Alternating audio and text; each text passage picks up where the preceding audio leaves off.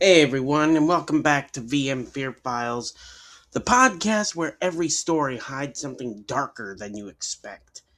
With St. Patrick's Day right around the corner, people everywhere are celebrating luck, four-leaf clovers, and the legend of the leprechaun's gold.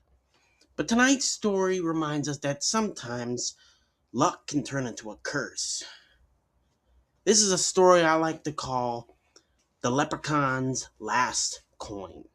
And before we begin, if you enjoy creepy stories like this, make sure to follow VM Fear Files, because anyone who follows my podcast will get a shout out in all my live streams and videos.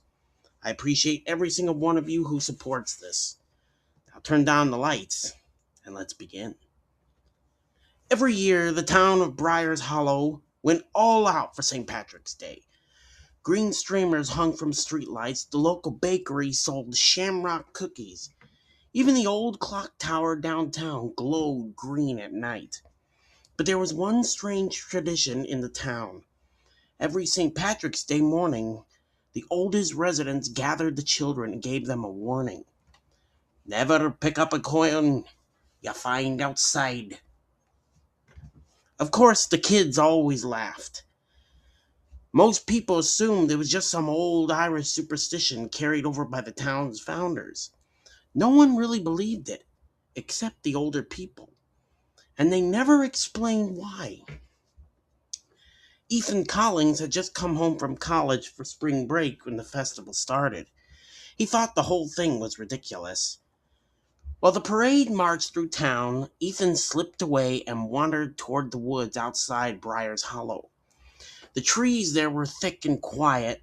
The noise of the celebration slowly faded behind him. That's when he saw it. A coin, sitting on a moss-covered rock. It gleamed brightly in the afternoon sunlight. Ethan picked it up. It was heavier than he expected. Real gold. On one side was a strange symbol. Something like a twisted clover turning into a spiral. Nice, Ethan said to himself. Guess I just got lucky.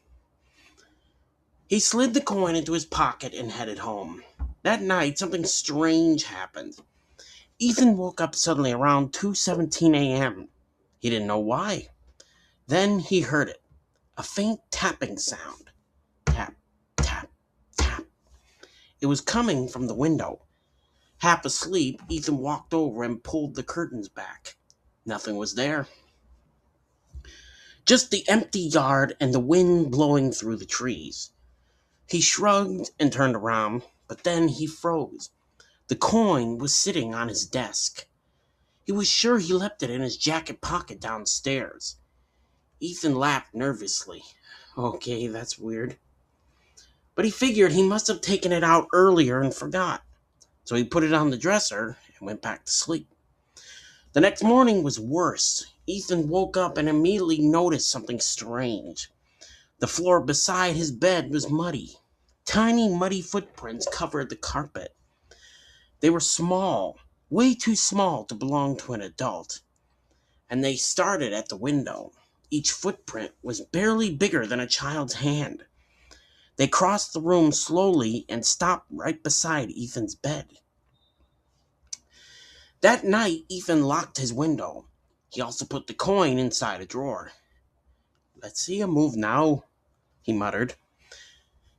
He turned off the light and tried to sleep. Hours passed, and some time after midnight, he heard something in the hallway. A soft dragging sound, like someone slowly walking. Ethan held his breath, then came the whisper. A high, raspy voice.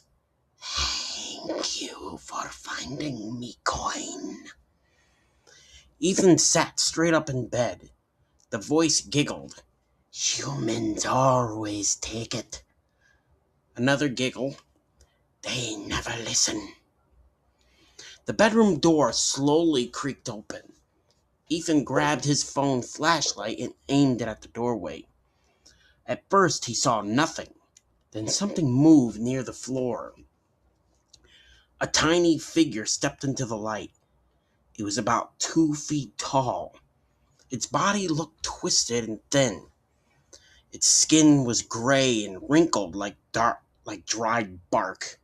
It wore tattered green clothing, and its eyes glowed bright emerald green. The creature smiled. Its teeth were long, crooked, and yellow. "Hello, Ethan." Ethan's blood ran cold. How? How do you know my name?" The creature tilted its head. "You took me coin." It grinned wider. "That meant I get to know everything." Ethan jumped out of bed and ran.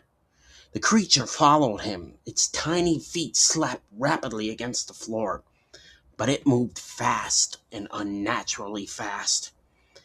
Ethan sprinted down the stairs and out the front door.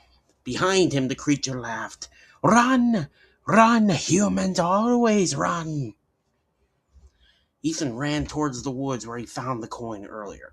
He dug the coin out of his pocket and threw it back onto the mossy rock. "I don't want it!" he shouted. The forest fell silent. For a moment, nothing happened. Then a voice whispered behind him, "You already paid." Ethan slowly turned around, and the creature stood there, smiling. And suddenly, it wasn't 2 feet tall anymore. It was taller. Its limbs stretched longer. Its grin widened until it split across his face. "You took the coin," it said softly. "Now the gold takes you." Next morning, the people of Briar's Hollow noticed Ethan's house was completely silent. When the police entered, they found the place destroyed. Furniture was flipped over, deep claw marks covered the walls, but Ethan himself was gone, vanished without a trace.